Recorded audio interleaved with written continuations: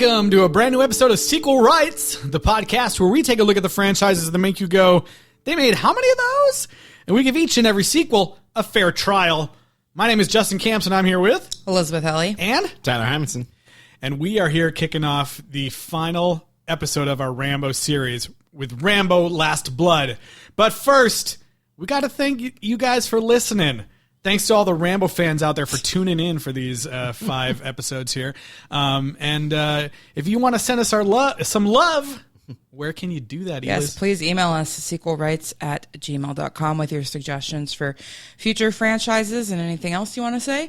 And then also on social media, you can find us on Facebook, Instagram, and Twitter at Sequel Rights.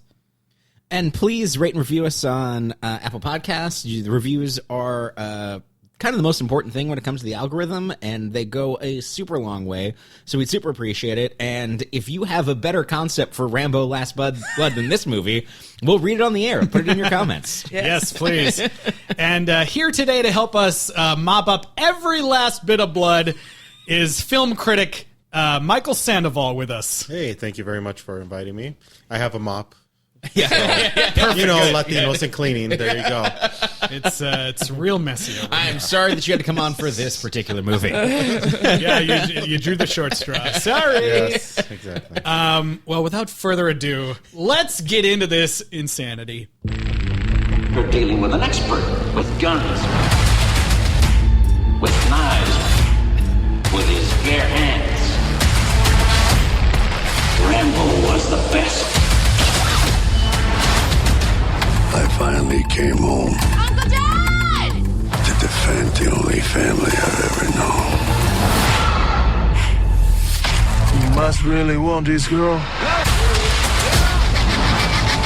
All she's got is me. She's coming home. You started this. I'll end it. Yes! Wait, why is this trailer from EDC? Like, what the hell? I never saw that trailer. They use like a bunch of Troutman stuff too.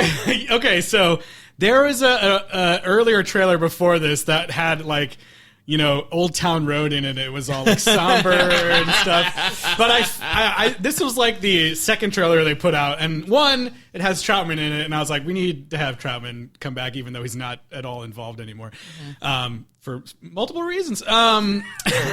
Mostly because he's passed away. Yep. But I felt like this trailer really matched the intensity and insane like energy of this movie. He's like, it's the only family I've ever known, but you haven't met him yet. Yeah. That's right. So yeah, that trailer was insane. So this movie starts out, and it's, if you remember, Rambo, singular, from, what was it, 2008? Yes. Yes. Ends with him walking to the Rambo estate in Bowie, Arizona. And I was shocked to see this movie open on the same location, pretty much. Yeah. Like all famous boatmen eventually do, they turn in their boat for a horse. Some say the boats of land. No, I'm kidding. That's not it. No one says that. So, did I miss this, or was it just poorly done, or was it just never explained who the people living in the house are? It was never really explained. They didn't really touch on it. Yeah. Yeah, and We don't know what happened to his dad. Like, Yeah, his dad's just... maybe he got there and they just hadn't painted the mailbox and other people had taken over the farm. That's what it seems like. Is like so he's been there for 8 years, and there's just another family there that he's now a part of. yeah, I kept being like, was her mom like his sister? Or what? I don't know what the deal is. No, I think it was just basically like he clearly still owns this land and these people are living there, and they talked about how there was a couple living there and the father left and he helped raise the girl. And then now the grandma lives there because the mom died of cancer or something like that, right? Yeah. So, Yeah. I mean, I kind of felt like, yeah, they were tenants and she got played a totally big part in her sick. life, basically. Which the person who, when I went to go see the screen, literally said, because I was a little late, said, "You just missed such an impactful scene." And I was like, really? Are you sure? Because what I just walked into is, I don't know. It's not that impactful, and I already picked up what in the hell was going on. Yeah. Yeah, pretty weird. So yeah, Stallone showing that he can still ride a horse. Was which he can. He has a teenage not daughter. But I mean, it was okay. I think I was still on board at this point. I was like, okay, it makes sense that he could like have a daughter-like figure in his life, and that, you know, she had no father, and he kind of like took that role. But, you know, I thought they had an okay relationship in the beginning. And stuff. 12 cans of beer, and something happens, and there you go. Yeah. And he has a daughter. Yeah, I guess I struggle with the ending of 3, and then where his character's at in Rambo, where he's literally just catching snakes to fight them, and does not want to deal with any human being at all, and feels betrayed by everybody. Mm-hmm. And then he goes home because the missionaries told him that he could go home, and then there's nobody there. And yeah, I mean, we don't really know what happened. Either his dad wasn't there, maybe his dad was there, and he lived with him for X number of years, maybe 1 year, I guess, since it's apparently 10 years. Well, anyways, but yeah. It was just like, okay, all right. Apparently, there's a scene that used to start this movie, or it started this movie in every other country except for the United States. Yeah. Where Rambo is basically like a volunteer horse rescue boy. Yeah, it's very strange. I sent Tyler this article earlier this week from Hollywood Reporter by Eaton Vlessing, titled "How Rambo Last Blood Writer Wove in His Own PTSD and Tragic Personal Loss." And while I was reading the article, I was like, this sounds like it's talking about a completely different movie. Like, it talks about this opening scene where there were these people, you know, drowning in a flash flood, and it was like mirroring the loss of his son. And I was like, that never happened. And the article, it might just be poorly worded, or the quotes are taken out of context, but it also makes it sound like the daughter who gets kidnapped was like a total stranger, and the grandma comes out like out of nowhere to ask Rambo for his help. No, that can't possibly be the case. I mean, that's. I mean, I can. That's what the screenwriter was saying. I can read this quote. Yeah. Let me pull it up here.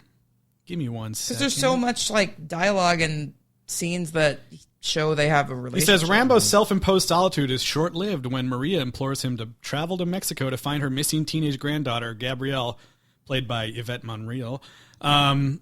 He's basically going in to save a stranger, but that goes back to when you've lost people in combat.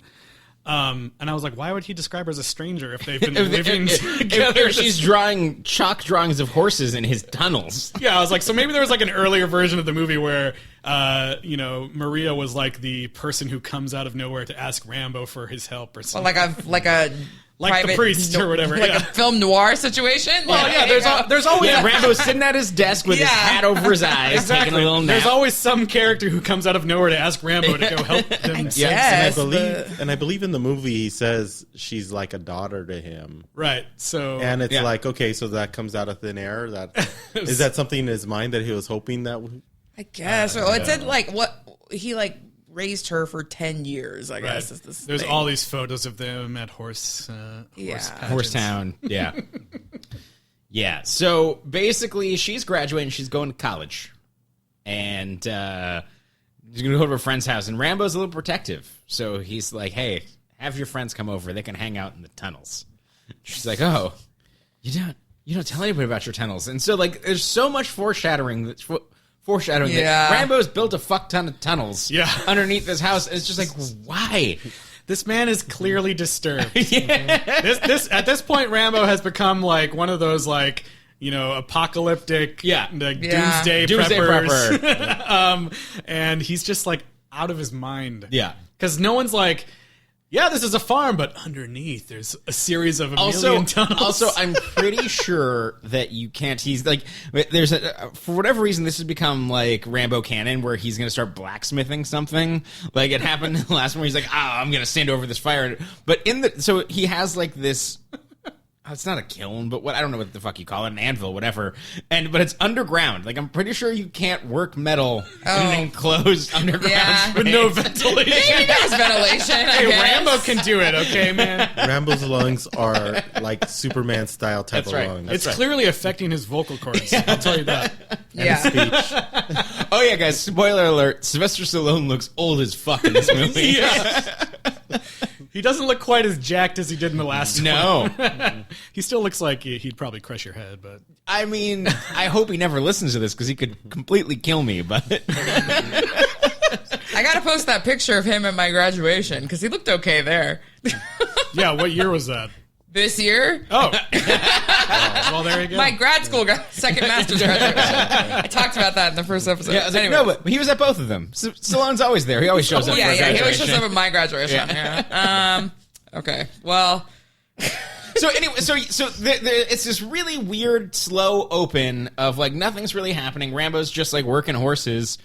Seems like he's adjusted completely fine, except for digging a fuck ton of tunnels. It's like, but that's healthy for he couldn't before he was isolated and wrangling snakes. Yeah, and he's that's, always that's his PTSD lurking underneath. That's right. No, Get it's it? a metaphor. I Tunnels. see. Yeah. I see. I Everything think looks he has like normal some up kind of above. business training horses or something. Yeah. And he mentions that the girl's really good at breaking in the horses too and whatnot.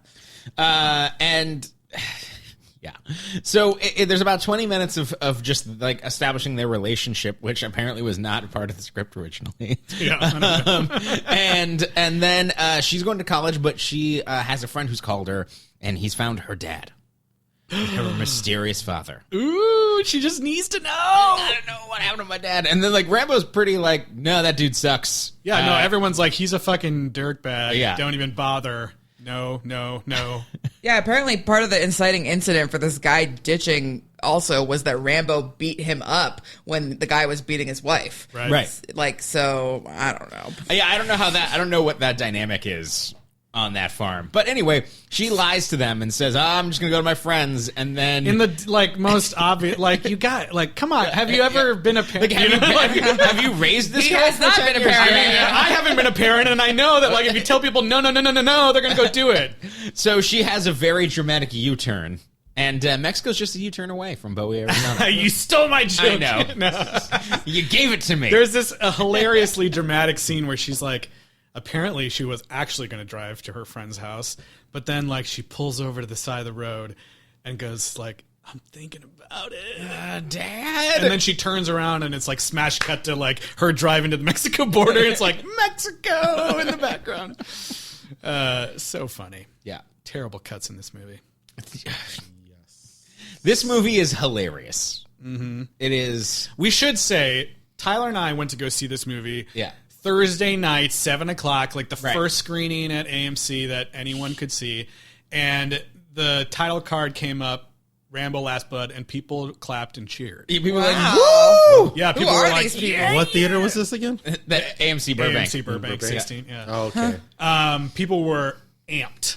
And then, much to my excitement, people laughed throughout the rest of the movie. And I was sitting next to at least a 65-year-old Latin grandmother. Oh, no. Which, no, that's the best person to be sitting next to for this movie.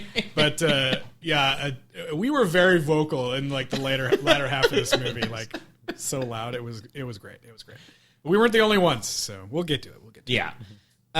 So yeah, she's going to meet up with her friend. You can hear me quotes. doing air quotes. Giselle, Yeah. who her grandma was so glad when she left. She's a bad kid. Mm-hmm. Mm-hmm. And I guess she is a bad kid. Because sure, she helps her find her dad, but her dad, as everyone said, is a total dickbag. He opens the door and he comes to the door and talks to her and proceeds to be like the worst. It was so weird though. person He in the starts world. out being like, "Oh, A you look so normal beautiful! person. Like, wow, I haven't seen you in so long. I can't believe it." And then she's like, "Well, why did you leave?" And all of a sudden, just like, bam! It turns, and he's like, "You mean nothing to me. You and your mom mean nothing to me. Bye." Like, It's like, well, what was that shit before? Where you Yeah. seemed like that? I You were never like, nice loved to see me. you. Yeah. Sorry, dinner's ready. Let me close the door. Yeah. Bye. See ya. it was crazy. It was just a strange tonal shift, like on a dime. It's like, just have him be an asshole the whole time, or be, like, why do that? I don't know. Yes, it portended amazing tonal shifts in this movie the entire time. Yeah. It was, all of a sudden, someone was like, "Whoa, why are you acting like this?" And then it sprints to human trafficking. It makes a hard pivot pretty quickly. Well, Rambo's got to have someone to save. Sure. Yeah, her friend, who is female and her age, sells her into human trafficking. Right. Knowing that she's American and like people are gonna miss her, ostensibly. And maybe for nothing more than a fancy bracelet? Yeah. Right. I don't know. She was eyeing that bracelet from the start. The whole time. Mm-hmm. So yeah, it's they go to a club. There's a scene where like there's stuff in it, and then her drink gets drugged, and then it's just like a hard cut to like the initiation sequence for like you're now Sex like slave. you're now a sex slave. Turns into Silver Lake. Yeah. Oh God. Okay, so Michael, what are you thinking so far at this point in the movie? I'm thinking, why in the fuck am I sitting here? Because of the fact that, one, automatically I was already thinking, okay, the dad has to be in on it. In some way. That's the reason why Rambo Doesn't like hates the dad. And I'm like, wait, he has nothing to do with this? Yeah. What the fuck is everybody freaking so pissed off at the dad for? Yeah. When nobody freaking, like, nobody's even, like, it wasn't even the dad. The thing that's crazy about the dad too is that like he's a horrible person. Like he never loves him. All he cares about is himself. Like he left your mother to die and abandoned you. But like apparently he's just like has like a nice apartment with his other woman. Yeah, he has like a new family. I don't give a shit about you, but like I give about this lady. She's fine. He didn't love her. Yeah. She makes me some good beans, and I did not want to go back. It's like, it was so ridiculous that I was just kind of like, you're kidding me, right? A fourth grader could have wrote better shit. Yeah. He ends up just being a pit stop for Rambo as he starts to Investigate. ramp up. He ramps up his rage. Yeah, it literally is just like oh, the inciting incident of this movie, like it's over. He does that really intimidating thing where he slams both hands on the wall next to him. Yeah. Look at my guns! I should have killed you. Smell the testosterone coming from my pit. Yeah, Rambo like threatens him, but there's like, He's like, you I said, should have there's snapped nothing. your neck or something. He has nothing to do with it. And I mean, yeah, he threatens the girl too, and she ends up caving and telling him, where this happened or whatever. That's another story, too, the girl. Yeah. Typical, they have her as a typical chola-looking type of girl. Yeah. Living, and it's like, really? Yeah. Like you go to Mexico and you don't really see much of that. You see it, but you don't see much of that. And I'm kind of like, are you in where I grew up in East LA, or you're in Tijuana, or where are you at in Mexico? Because she's not kind of like a fish out of water already on whatever they're doing. And I'm kind of like, okay, where are we going with this? Yeah. It's just horrible because if it was human trafficking, like Taken or any of the other things, if she just got drugged by random people in the bar, I mean, like, or she got, pulled over, kidnapped or something. But the fact that her, like, just regular Mexican person sold her out to human traffickers is so, like, problematic. And it's just lazy screenwriting is the reason that it happened, because it just happened because how else would Rambo track them? Yeah, like if she was just drugged by some random guy at the bar, like he's just an old guy with a knife, so he's no Liam Neeson, he can't track them down with his skills. Yeah, and he can't call the CIA or something. Like they could have set up a better thing. Anything. Yeah. I was already waiting for a writer to write down and have the actor go, "Que gacho away," just because they needed to make it more ethnic. Oh my gosh. Oh man, I don't know. So then it gets like, it's been like, oh, horses and things are nice, and like has not been any violence in this movie really at all up to this point. Yeah, right. I mean, well, yeah. So Rambo now, we're talking. He's already down in Mexico. He's going to Mexico, but like I'm talking about like when she's like this first like human trafficking scene like cuts to like, oh fuck, like this is incredibly brutal. Like all the women like battered and brutalized. Like they're beating the shit out of this one girl and making an example of her, right. And it's just like, oh okay, like I hope Rambo gets there soon. Luckily, it's just 10 minutes away. And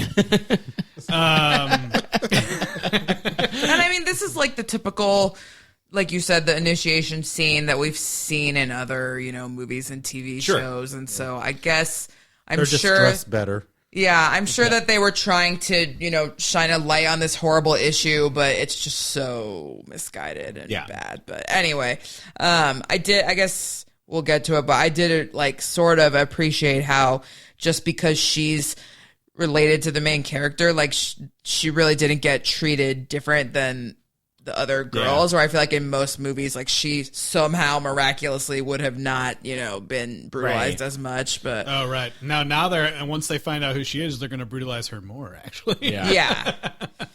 So then we get a scene of 80-year-old Sylvester Stallone in a club in Mexico, which is maybe the funniest part of the movie. This guy's supposed to be here.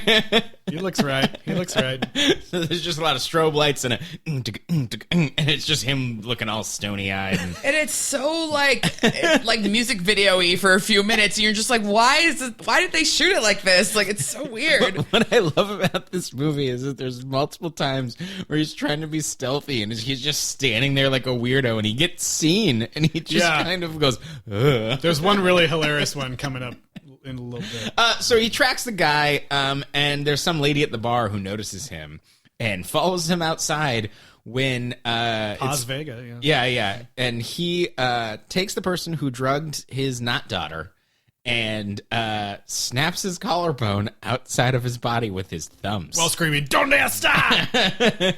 Right? Really loud. Yeah. I tried to find a clip of this because it was so funny, but there's no clips online of this murder. And I wonder why. So brutal in a way that's... This is the first really crazy violence because he's breaking his collarbone and then he's also ripping it out of his body or something, and I'm like, what the fuck is that? We were laughing really hard, because it's so over the top. Right, it's not like this is intense. It's just what the fuck is happening? And we were just like summer child in this moment, thinking wow, this is really intense. This is crazy. What? And so after watching that, Paz Vega's like, oh, I got to follow this guy. And something just made me want to go out with him and just follow him. Not in a sexual manner at all. We're gonna act like it might be sexual, but it's not. No. I'm just a journalist, okay? She's the most useless journalist ever, by the way. Exactly. She literally does nothing. You mean like the ones who are actors at a red carpet? Not just kidding. So they go to where this den is supposed to be. And it turns out that there's a lot of people with cell phones in this neighborhood. This whole lead up was so funny. First of all, he goes and they're like, it's that building up there with the lights. And he's like, okay, cool. I'm going to go take a look. And he goes and stands on this roof, and it's hilarious, POV zoom shot of someone seeing him. And it goes it turns left and then zooms really quickly, and then he's like, oh shit, and he backs up behind the corner. And I laughed. I went it was hilarious. Because it's supposed to be it's him looking, and it's a long shot of oh, someone's looking. But it's so poorly. It's like someone was trying to be Paul Greengrass or something, and Born Identity. And he's yeah, it was so weird. It's terrible camera move. He has all of the stealth of avoiding your ex at a Target. That's what he's doing. He's supposed to be good at this. This is what he's known for. And with his shoes going. Yeah. And so after he's seen, he's like, I guess I'll just walk around random staircases, and oh no, there's lots of guys here. They all have guns. And so he ends up at the top. I guess it's just the top part of this hill. I think it might be the driveway of this house. I'm not quite sure. And there's about 40 dudes, 50 dudes that proceed to kick the ever-loving shit out of him. This was one moment where, you're first meeting the big bad people of this, or they're kind of finally introducing the two main bad guys. And there was a brief moment of me enjoying the fact that I have a feeling these guys are going to get the shit kicked out of them, and they have no idea who they're fucking with, because they're this is some old man, and we've been watching all these movies and know that Rambo is not someone you want to fuck with. And so I had a brief moment of joy from that, but it was very short. I thought he was just going to destroy. I was oh man, he's going to kill 40 dudes. But I like this moment of being these guys don't know who they're messing with. They shouldn't be fucking with this dude. At the same time, if he had gotten out of that situation, it would have been ridiculous. Well, no, I Oh, didn't yeah. think he was going to get out of it, but I knew Yeah. that it was going to come back to get Yeah, there yeah, at yeah, some yeah. point. Well, until the Austin Powers scene came up, where the brother wants to just take him out and shoot him, and he goes, "Scotty, don't." we're gonna let him leave. I'm fucking talking. Yeah, like no, do not. I'm gonna handle it my way. But I could just shoot him right there and just go, bam, he's done. Yeah, that was the dumbest. Yeah. Classic bad guy mistake. It really was this. Like, Scotty, don't. Scotty, don't. Instead, he's just going to carve his signature into his face. Right. Which was actually pretty brutal. Yeah. I was like, maybe this won't happen, but it did happen. It did happen, and then they did. I mean, I think the darkest and most fucked up thing that the movie does is like they take his ID and like, now that I know that this person's special to you, I'm gonna make it even worse for her. Yeah. And they go, and he's like, go put your mark on her too. And that's another thing that I was like, no, this won't happen. Like, she'll get rescued. And no, they put the mark on her too. And it's like, every time they show it, it's like, it's so gross. Like, he's digging his like giant knife like really far into her face. It's Yeah, I definitely like struggled with this, and we talked about it last week too, with the female character somehow miraculously being not raped or murdered. Right. And obviously I don't want to be like, these characters should be raped. You know, got like, your wish. I don't want, that's not what I'm saying, but Your in a knife way. should not go on the side of her face. It should go somewhere else. Yeah, I mean, it's just like the fact that in this movie, this character is treated not any differently than any other girl that would have been in this situation. In a way, is like slightly more respectful, I think, to all the real victims of this kind of crime. And even though it like sucks and it's disturbing to watch, and you don't expect that to happen to named characters in movies, but I think it does somehow like show more respect for actual victims, even though it is very unfortunate. Yeah, and I don't have any pleasure in seeing this. And obviously. I think that these movies, no matter what you think of Sylvester Stallone, or no matter what of this movie in particular and the hateful themes that it employs, is that I think that in his heart of hearts that he believes that he is shining a light and doing a service in every one of these things of whether it's returning Vietnam vets or the people of Afghanistan or people being trafficked. And I think that there is something commendable about that. I don't think it absolves anything that happens in this movie. Yeah. But I do think that the reason that is in place is because that is at the core of what these movies are, especially to him. And fine. I was like, you can make that argument. I want to acknowledge it. I don't feel that way. I was the whole time I was like, I feel like, if you could still get your point across without like totally brutalizing this like completely innocent character. Yeah, I mean, it doesn't have to really be shown on screen, I guess, as much as it was, but and ultimately like what happens to her, I was like, I feel like you could have had almost the same movie without what happens to her. What ends up happening. I mean, so the reporter saves Rambo after he's been like beaten within an inch of his life, and then he's out of commission for 4 days. And that's enough for them to pump her full of heroin and put her in one of their houses. And I think she has there's a part like where a woman's like, it doesn't matter if there's 40, 50 guys, like you just take them. And like, it's really, and so Rambo, when he wakes up, goes in with a hammer and goes old boy on a bunch of people. And it's real violent and terrible and saves her. I did think it was really messed up too that like everyone that he like tries to save all the other girls and they're all like, no, we can't go anywhere, they'll kill us. Like I thought that was also another thing that's probably really realistic, but it was just so sad and disheartening. So she's a pickup truck. He could have threw them all in the back of the truck.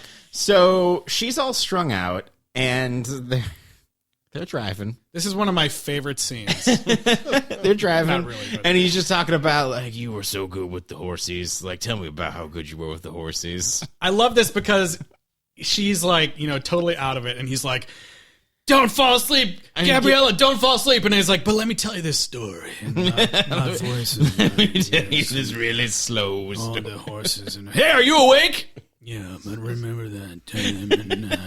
I'm like, everyone would fall asleep to that voice. Also, it's so fucking stupid that they're in Mexico. Like, I get that you have to, if you want to get out of there because, like, that they did find you or they'd be looking for you immediately.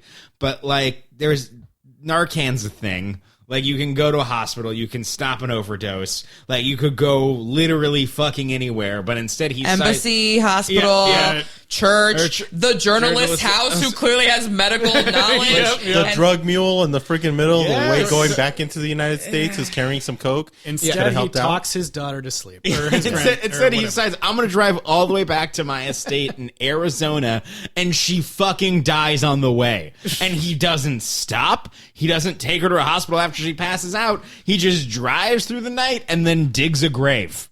You remember that time? It's just like, what the fuck is happening? Yeah, there's a scene where like he's like, you know, they're clearly driving back to Arizona or wherever, and he pulls over the side of the road and just goes like, I'm going to take the shortcut through this barbed wire fence instead of going through the policed border or whatever. And apparently, it's that easy to just cross the border. Oh, sure. In some places, yes, I guess, but I don't know. Like, okay, so basically, after she had already been through all the stuff in the trafficking house or whatever, I was like, okay, now she has to die because she can't live from this. There's no like way out of this for this character, and so like I'm like surprised because again, like you're like, wow, she's really gonna die, but there's no other way to like do it. But the fact that that's the way that it happened and what he decided to do is just so illogical. I feel like crazy. the movie is so basic though that he could have still been just as angry about what had happened if she had survived. No, I feel like he could have got her out and sent her off to college. And no. There's no coming back from that though for this girl. Well, maybe in a normal movie, but this one she'd probably be doing cartwheels the next day or something. Back on the horse. No, in this movie it would be I can't go to college, but I can break in these horses. Like, I have a solitary life and I'll dig my own tunnels. I'll be the horse troll for the rest of my life. I guess. I just think like if she had lived, it would be so horrible and like unrealistic that it's just like at that point I was like, okay, yeah, she probably will die in this scene, and she did. It could have been the female Rambo reboot with her. I guess. The horrors of Vietnam and the horrors of sex trafficking. There you go. I guess so. But yeah, I don't think there's any coming back from that. I don't know. And there wasn't. Yeah. She did. She did. I mean, I think that's why they chose not to have that lady in the last movie, because like then there's no coming back for her either. You know, if she was raped by 55, evil Burmese, whatever they were, like that wouldn't have really like come back from that either. So but I don't know. When he drove through the border this time, right, on the way back, not on the way out. Okay. I kept thinking too while they were driving, like, okay, this has to have some sort of social like message. The government is always involved. There's always something. And so I was like, maybe he's going to be trying to bring her back and he's not going to be able to because of some kind of United States border bullshit. But that wasn't it at all. Like they would spend time dealing with that. And then in my mind, all I'm thinking is, how do these drug dealers get to these tunnels? Exactly. Yeah, like we saw the tunnels. We know we're getting to the tunnels. We know that they have his ID. Tunnel. Turns out the movie doesn't care when when that happens. They just want to show you that there's no intricate tunnels underneath the border. Right. That pretty much you just drive right across and break the. Oh yeah, you can drive across with an army of SUVs and all your drug lord friends, and so you better be prepared. Because if we would have gone to the border, we would have learned that Rambo's greatest nemesis is customs. Yeah. Because he can't get that knife. You know what Customs would have had? You know what Customs would have had? Some fucking Narcan to save his daughter. That's true. Yep. The whole reason why, because she probably would have been saved by a Mexican, and they didn't want to show that. You don't want that to happen. That's true. So she did. Yeah, and it's time for our first bit of revenge. And then he sends her grandma home. Oh yeah, aunts. I guess it's her grandma. Yeah, her grandma home. Because that was funny. It's like, well, now that she's dead, there's literally no other reason for you to be here. May as well just leave. It's not like you've been living here for years. Or anything. Then I guess she goes to Mexico. I don't really. No, I think she just went to live with her sister somewhere. They didn't say where. But there was the cutaway where she like had like her hand on like a window display. That's right. when he's getting revenge. That's at the end, yeah. Yeah, There's anyway. we first skipped over that hilarious montage of like people doing stuff in Mexico, like Rambo doing something, and then it twice cuts away to Maria just sitting on the porch. But like, She's just waiting. how do you know it's in Mexico versus somewhere else? No, because it was literally like a crosscut. Like she was like down the street from where it was a neon sign. It was like the Mexican like background with like that shop where he Yeah. goes in and he knocks at the doors to go see if he could get a prostitute. To Yeah. find out if she was there. I didn't get that. I don't Disney remember. ride. And that was remember back enough. too Right. because he goes to one place and automatically that was the place. Yeah, where, during the you know, movie, I was like, did someone tell him she was there? The journalist. The did, journalist right? did. Yeah. But she wouldn't know. But she wouldn't know. Like well, they have 5 different houses. Yeah. And, Right. Yeah. I don't know. I Who mean, knows? that- Maybe that- they cut out the scene where he went to the 4 incorrect That being ones. said, yeah, I didn't need to see him to hammer murder 5 different whorehouses. Yeah, true. Anyway, so yeah, there's the montage of them doing stuff, and so Rambo's new plan is I'm gonna lure these crime bosses to Arizona. Yes. Which I guess is the reason he didn't go to law enforcement, like, or report her death, because then he like wouldn't be able to exact this revenge, I guess. Yeah, and this here is the sequence that we're coming up to is like the sequence that kicks off like a nonstop laugh train for me in the theater, and like loud exclamations of like "Oh my god!" and like all this stuff happening because it's so it's so serious. He's like, he goes back to like one of the penthouses of like one of the main dudes, and at this moment, I'm like, oh man, this is like. I literally leaned over to Justin and I was like, I hope he carved an R into his cheek. I was like, oh, this is the moment where. Yeah, that was so funny. But turns out, no, dude didn't have a fucking head. Yeah, and that scene again was another really fast cut that was played so much like everyone laughed just the way it was like compiled together.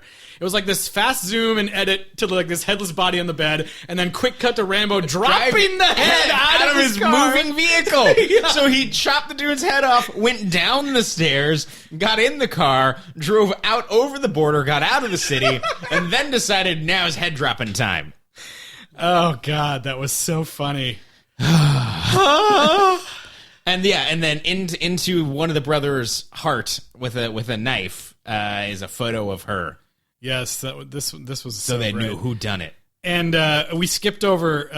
I think I forgot to mention that before he goes on this thing, we see a montage of him setting up this like Home Alone-esque horror show. Well, that was in the before tunnels. he even went. That's before he even went. Yeah, because he had the okay. plan. He was like, I'm putting the plan in motion. The Home Alone parts are always great. I was like, Yeah. this is finally what I wanted to see. No, you were This like Home Alone your shit your right biggest here. complaint for the last movie, like no traps. I'm like, Yeah. well, I was like, oh, Eliz is gonna be trapped.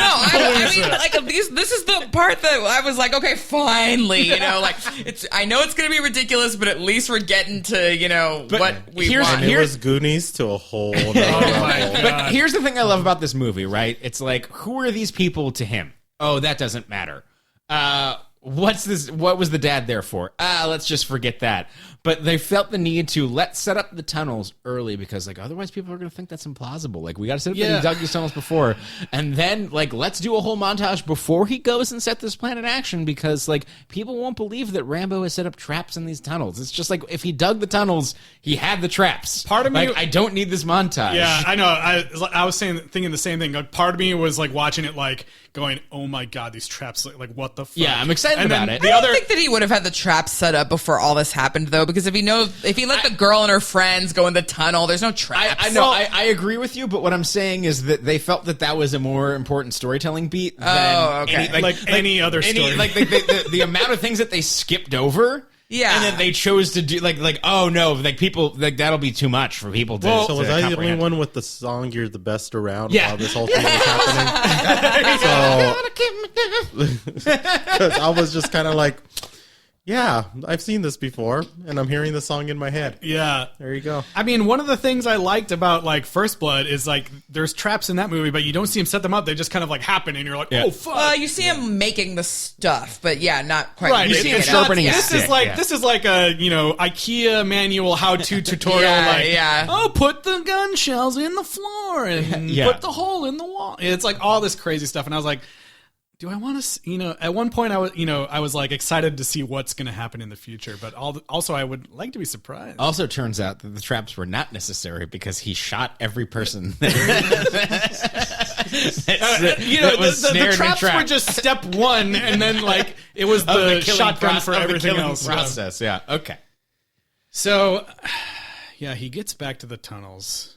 He's Yeah, back I at the mean, house. yeah, he cuts that dude's head off, and like this sets off like a 20-minute third act, I guess. These sex working cartel guys, Yeah, just cross the border, no problem. yeah. Bunch of guns, Bunch of guns, a bunch in their Mercedes SUVs. and you're like, oh boy.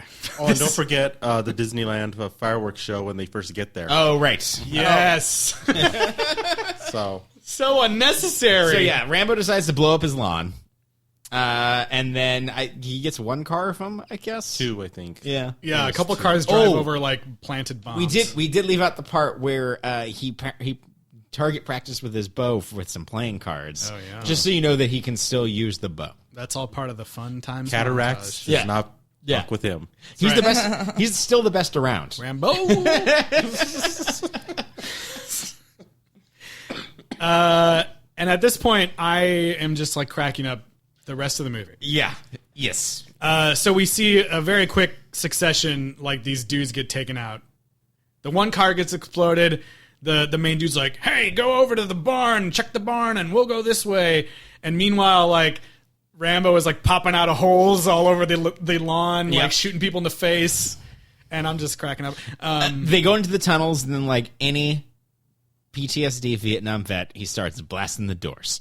Yeah, I was gonna say the barn thing was hilarious too. He had Oh, set up right. like this trough that's gonna shoot gas at people, and then he shoots them, and they all set on fire.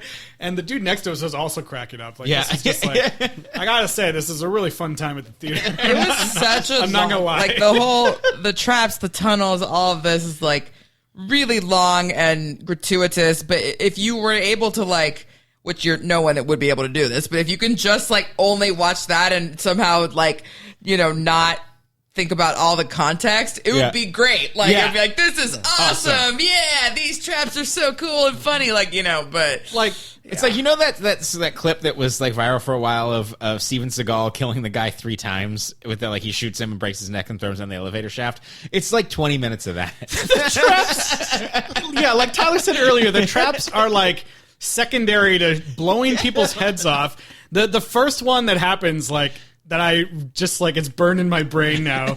This guy, like, it's like the spikes from the first movie. They flip Yeah. up, they stab him in the chest, and he's screaming like, ah, with his head back, and Rambo turns the corner with the sawed-off shotgun and shoots him in the head, and it's like, no more head. And we were all like, I believe there's a bottom jaw with some teeth left. yeah. Yeah.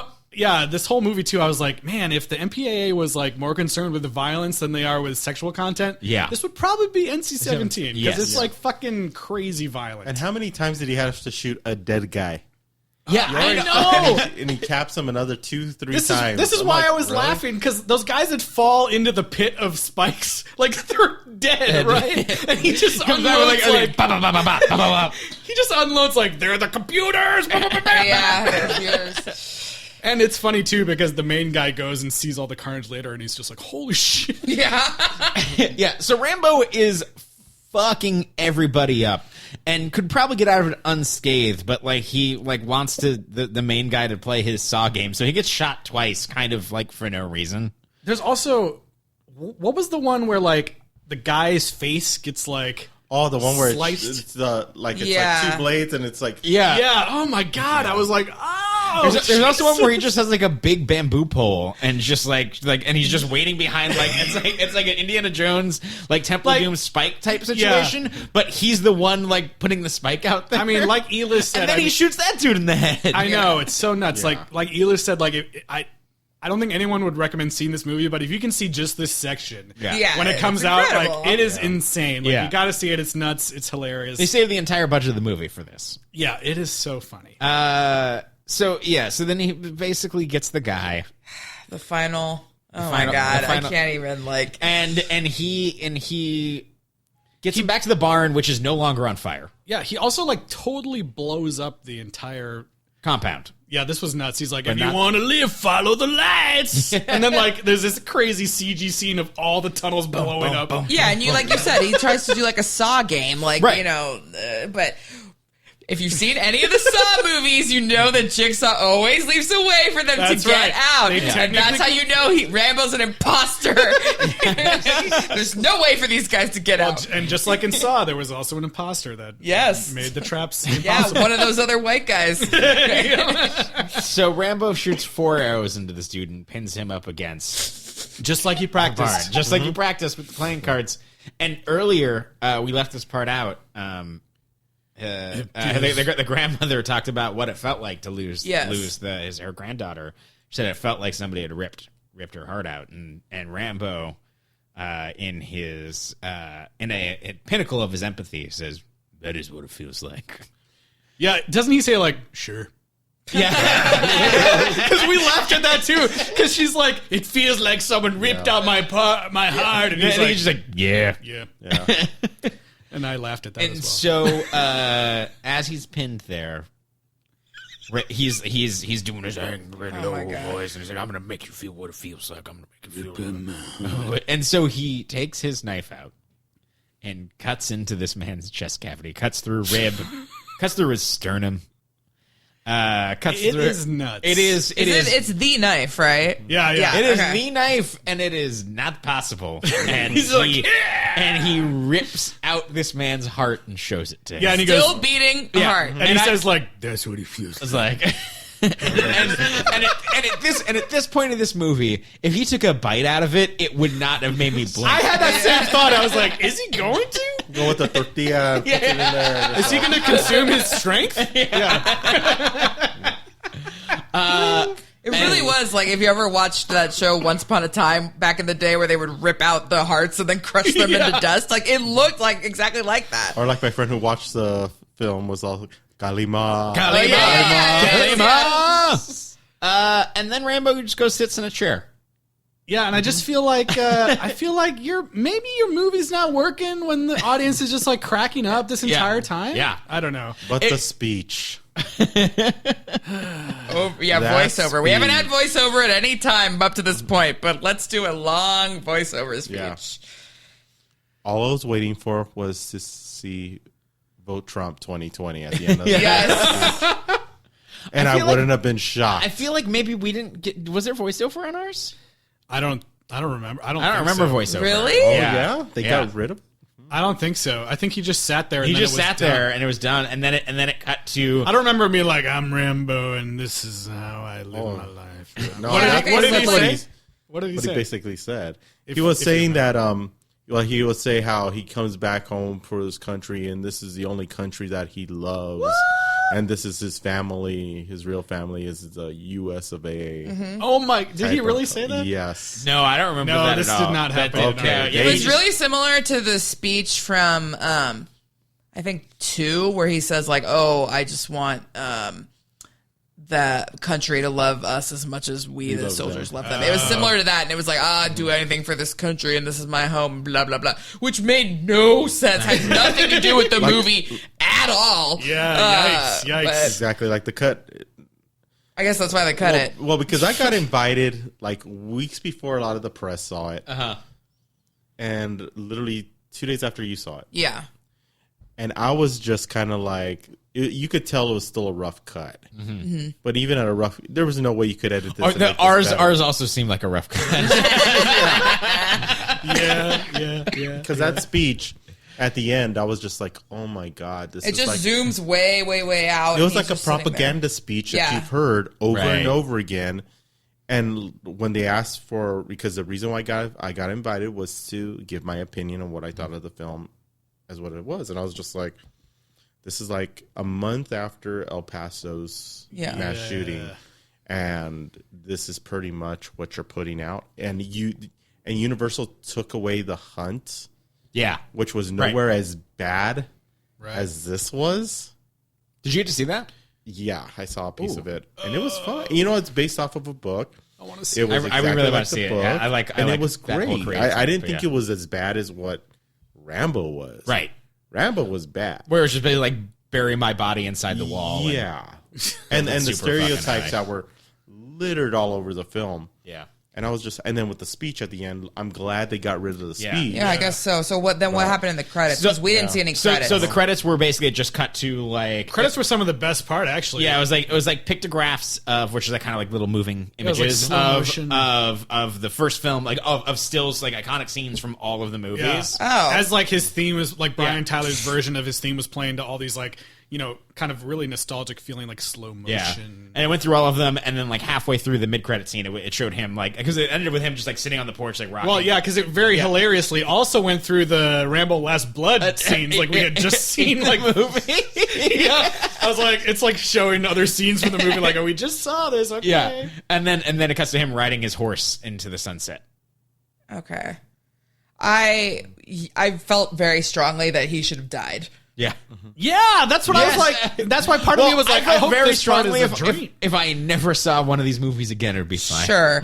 But this movie, you called it Last Blood. Yeah. I feel like, and then the way that you chose to have all these things happen to him, again, there's nowhere to go. Just end it. Let him die. You know, people have been arguing about whether Rambo should be dead since the first movie. At this point, it's like, just let him die already. Like, in your version, he was in the chair and then got up and got on a horse? No. It just zoomed out on him sitting on the chair, zoomed out like really, really far, like an aerial shot, basically. Oh, so yours and just also, said "No Country for Old Men." Yeah, yours you could have interpreted like he died on that chair. Yeah, you could have, but I don't think that. Yeah, it didn't seem like. And it. This one also was just like and also like the way the horse thing happens at the end. You could maybe be like, "That's him riding into heaven." Yeah, because it's very dreamlike. It's the end of Point Break where like Bodhi's just going out to surf one last time. Yeah, and you don't. It was so weird because you don't see him. It was played as though it was part of the montage. Like, this already happened. But it was clearly like him. He never rode the horse like that in the movie. So it was just very... you don't. It's not like you saw him get up from the chair. You're giving this movie way too much credit. I'm just saying. You could have interpreted it the one we saw it. You could have interpreted. I guess if he never got up, he would have died there. But his injuries didn't seem so bad. Like it seemed like okay, yeah, he's gonna make it. And, this is the whole point, Tyler. We're on a sequel podcast. We got to talk about the characters. Do they live or die? Will there be a Laster Blood? That's all we want. First scab. First scab. So, scar tissue. Yeah. I guess now we get to this time, right? Well, okay, wait. Like, so I think we need to talk a little bit more about the terrible politics of this the politics and the optics and whatnot. And like we said, Sylvester Stallone, I'm sure he, consulted a bunch of people and are like, what are the worst issues in the world right now? And I want to tackle one and show light on it. Because that's what he did for the last film. Yes, but it's so insensitive, like you said, with El Paso, with the way things are in this country right now, with the way that people are characterizing Mexicans. Like, it's just so tone deaf and insensitive, and it's almost like he has no idea which maybe as a celebrity, I don't think maybe he doesn't. Yeah. But somebody should have been like, bro, The thing that I find like the most upsetting is that it's an issue like right now is like people coming back from Afghanistan with PTSD. Yeah, like U.S. soldiers and the same thing that the cycle is repeating, and you have this icon and you have this way to talk about it, and you could and it even weaves better into everything else that this movie's been leading up to, and you could have made it about that. You could have made it, and even if it was like, oh, he's running a VA center, and the people there, it doesn't fucking matter. There's so many other things that this character is suited to take on. Well, and there's so many other aspects of even just these issues that he could have covered. Yes. It could have been something about the border, or the camps, or anything, but it doesn't do anything. And even like you said, when he tried to save those other girls, they were like, we can't, he could have done something that systematically would have improved maybe the human trafficking system or made a difference somehow. But what he did made no difference. Like, somebody else is going to pick up the mantle and continue to do the same things. Like, he basically was only just arguably could have made it worse. Up revenge. Yeah. And I mean, that was another reason that, I had sent Tyler that article I was talking about earlier where the, co-writer Dan Gordon, who was, like in the Israeli army for 4 decades. Yeah. The article says, that he wove his own PTSD and tragic personal loss into the film. And I was like, I found it a little laughable because I was like, I don't think it worked the way you think it did. Well, there's like one line about him. Did somebody else come in and is it co-credited or Stallone? Yeah. So I mean, he did what he always does, and he punched it up. Did you see that right? But for a whole article to come out about how he did this, like, and clearly the guy didn't get to see the final. Yeah, half of it is about stuff that's not even in the movie. It's just like. Wow, I mean, I think that did not work out for you sent out the tweet that the author of the book. Yeah, what did he say? That's the other thing. He is said it was an embarrassment. David Morrell is like embarrassed to have his name on this. It's just characters created by or whatever. Right? Yeah, but I mean, he's still his name's still on it. Sure. And like he created the character. So it's like how would you like to see something that you created degraded to this point? He basically. He said that he agrees that with the reviews that the film is a mess, and he's embarrassed to be and everything that it's saying. I mean, everything that we're talking about too. Especially when all the other films there was a reason. On why, like in First Blood. Yeah, there was a reason why he went after people, and it's because of the fact that the way they were treating him after coming back. There's nuance. Well, it's always this was just straight up revenge. Like he always. Yes, he got back at people that screwed him over, but it was always in the service of something. Yeah. In the first one, he was just trying to escape. In the second one, he was trying to get the POWs. Third one, get Troutman. Even the other one, save the missionaries. There was never just like, this person's already dead. Let me go, get their murderer and kill them. There was never a point where like the person that he wanted revenge on and like it was kind of like played with like high wire tension even in the first one was like the U.S. government. Yeah. And he never went the closest he got was shooting up the computers, it was never it was never going to turn into cold-blooded killing on that point. It was always going to be as an escape method. Like just don't push him is the whole thing. He doesn't want to do any of it.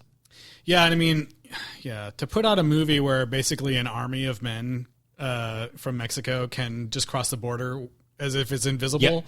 This day and age, dig your tunnels is not citizens. Is not a good thing. And even the one character that we have that's like a civilian in Mexico, this friend of hers, Giselle, turns out to be evil and sell her into sex slavery. Like, and her dad, I guess her dad's not a criminal, but he's a piece of shit too. And so it's just like, are there any good Mexicans out there other than this grandma who's probably American? She wasn't even like Mexican. But I mean, the reporter was pretty much useless too. Like she also, her sister had been killed in the same type of crime, and she really didn't do anything to help it either. The first and only time you go to Mexico, you're going to get sold into sex slavery. And then it's not about the water anymore. That's it's not about drinking the water and getting the runs. Nope. It's just like so many. Well, and it's like there's not even a point where like she drives in. It's like like this town's beautiful. It's like it's immediately like this is shady. Like, there's literally nothing good about Mexico in this movie. Not a single person. A shithole. Nothing. And it's just like I don't know. It's like. Pretty irresponsible to put out a movie that's like fanning the flames of hate in our country, as dramatic as that sounds, like it. But enough about Joker. I'm sure. I'm sure that this is the funny part too. I had one other critic who was there with me saying that, well, it's just a film. Yeah, and I'm like, and that's where, like, I call this generation right now the stupidity of America.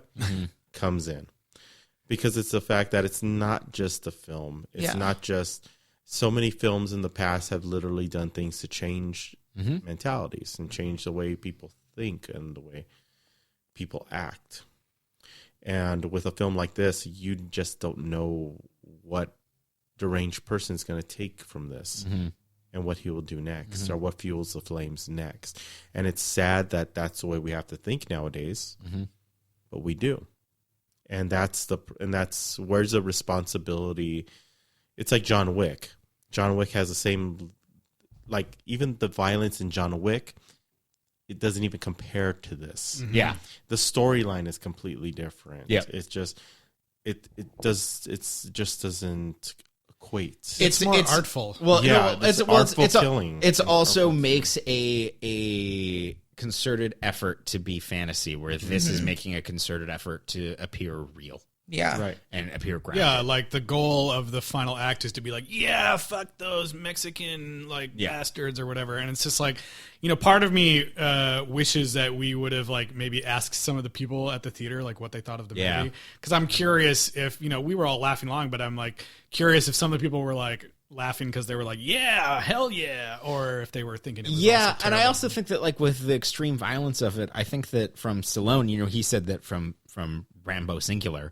That was directed that way because that's the way Rambo would have directed it, and I think that extreme violence is supposed to be more realistic.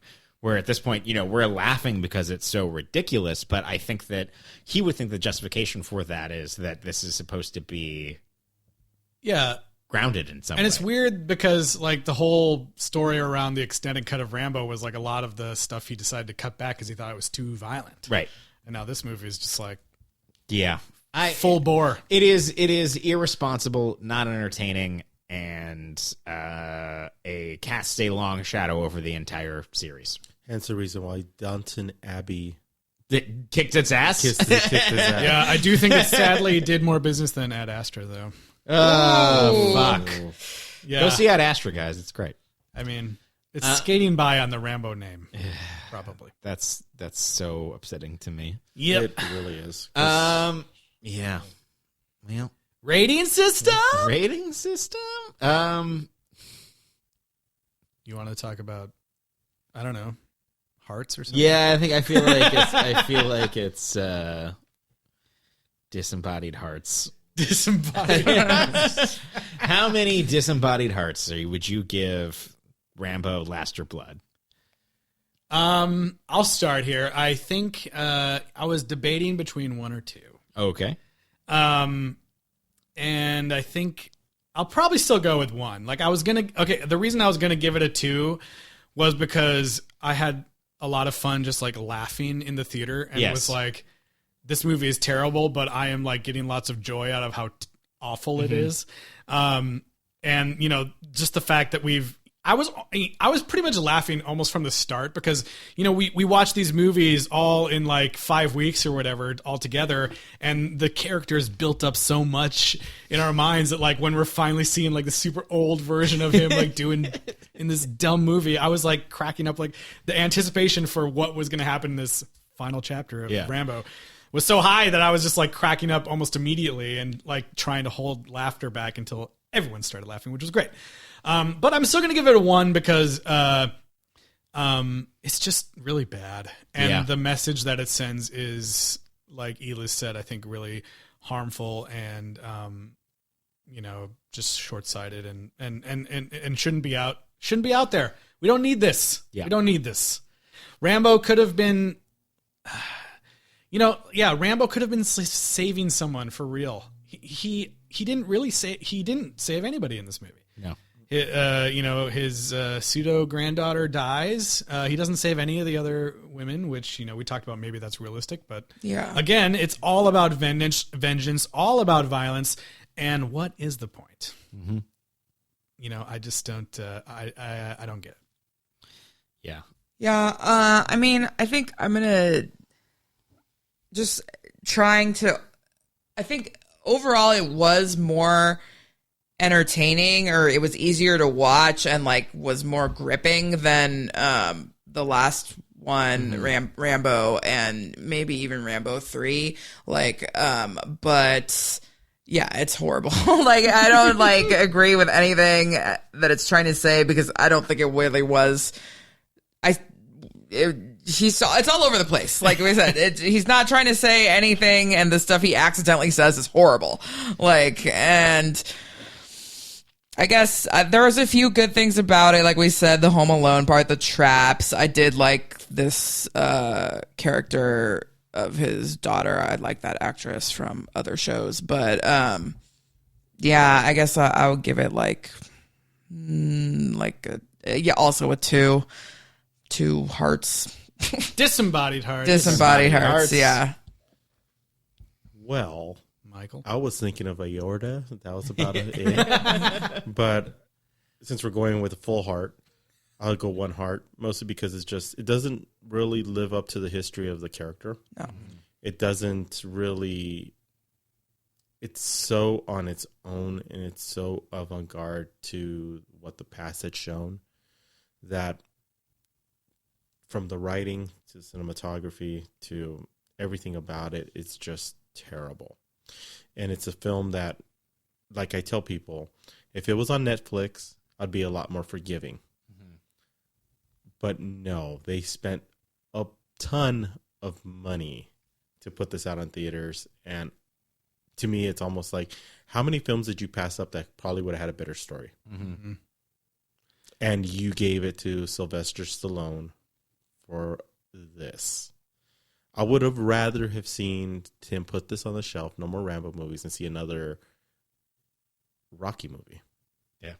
Or the Tango and Cash movie that he's trying to push. Exactly. Yeah, that would have been better. Yeah, but it's so interesting, too, because I feel like there could have been a good movie here because we've seen lots of these, like, let's revisit characters when they're older, and it's, like, really serious, like, you know, like Creed or even like, you know, Logan or something. Like Logan is a killing machine. Right. Why couldn't it have been like a very serious story where like he appears to have more, you know, like he's not as interested in getting back into killing. Like this one is basically like, oh, I'm going to go kill people. Sure, I'm ready. Yeah. Better yet, just to show like how the game has changed. Yeah. You have terrorists that are coming out of everywhere that you don't know where they're from. Right. Or even go into the military scenes and seeing how much things have changed for him. And he's like a fish out of water now because his mentality is so old school that he's trying to adapt into this new type of military type of regimen. I mean, that would have been a good movie right there. Could kind of reminiscent to the first movie. Yeah. Like I would have, if I was pitching this movie, I'd be like, okay, like he's volunteering at a VA center in Arizona. There's a domestic terrorist event, and somebody's doing and it's there's all these people that are cynical and are over it. But there's innocent people and citizens at stake, and it's an active shooter at a mall or something like that, and they have to go in and help. And he has to lead these wounded people and have them care about everything we fought for is that these people and that hatred is universal, and that's what we've always been fighting against. Like that's a movie that is powerful and would have bookended this series incredibly well. Yeah, I mean, the movie to me is like totally lacking like in any pathos or anything. Like there's no feeling of like the sense of the history of this character or anything, and that's like the whole point of doing these like versions with the original cast or whatever, like old versions. Like there's just none of that. And it's like in the last one, he was trying to shine a light on this thing that maybe not that many people know about, but I mean, it's not exactly a hot take to be like drugs and human trafficking are bad. Right. Like we all know that. Everybody knows that. Like everybody's seen Taken. Exactly. We all know that people get taken. Like, and we know it's bad. He didn't do anything to change that, and he didn't say anything new or like even thoughtful about it. Yep. One heart. For Disembodied Heart, for me, I think that it's one of those, again, I say this a lot, is that it's so bad that it hurts the franchise overall, and that bums me out because I think that there is a lot of positives for this franchise, even though it's the dumb machismo and it's done a lot of damage in that way. But there's action movie DNA, and it's rooted in something that's actually trying to say something, and I think that that's rare. Yeah, I mean, alongside, I think most, news outlets and critics would agree with you. Like, alongside every article that I saw that was like, ranking the Rambo movies or talking about Rambo's influence on 80s action films, there were equal number of articles being like, stop making these movies. We put Rambo to bed. We don't need movies like this anymore. Stop the 80s action sequels. But the Rambo that came out in India, I did see it. Oh, it was so much better than this film. Funny because you don't it's kind of odd, but it was so much better than this film. Man, we need to watch that. That might be a bonus episode, guys. Bonus ep. Bonus ep. Well, that's going to bring us to the end of the Rambo series, hopefully. Been bled dry. Normally No we more say blood. for now, but we just don't. Oh God! Please just let it end. Yeah, just don't. It's not too many franchises that we've seen actually have like kind of slowly come to a horrible and sad end this way. Usually there's like a course correction at the end or an uptick or at least like a, well, whatever, this is totally off to left. We'll see what happens with Tremors, guys. But yeah, I don't know if we've ever been like, we don't want to see another one. Yeah, I mean, like Tremors is about like, you know, well, not aliens, but Precambrian creatures coming out of the ground. You know, it's right. It's like, ridiculous already. Yeah, it's like whatever. You know, they're not going to do anything that like morally offends us to you know, I don't know. The next, it's going to be another Rambo movie with him and Clint Eastwood run for office. Oh my God. Well, Michael Sandoval, thanks for being here with us so Thank much. you very much for inviting me. Really appreciate it. Yeah, it was super great to have you on the podcast this week. Is there any place that people can keep in touch with you this week? Well, Or you could anytime. catch me on musetv.net. You can find me as behind the different shows that for the Los Angeles Online Film Critics Society, such as Meet the Movie Critics, as well as other shows that you can find through the Los Angeles Online Film Critics Society, and then Muse on YouTube and everywhere else you can find us.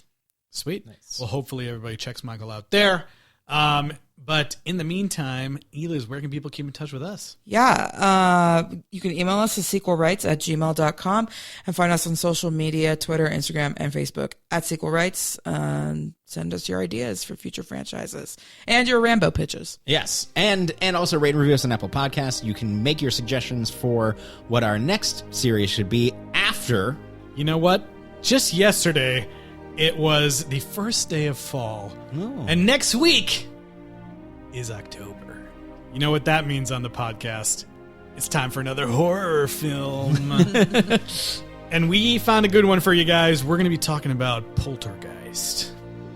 Ooh, spooky ghosts. I'm excited to talk about Poltergeist. I'm excited about, we have 2 guests for you next week. Our good friends, Alyssa Hunsaker and Joseph Escamilla.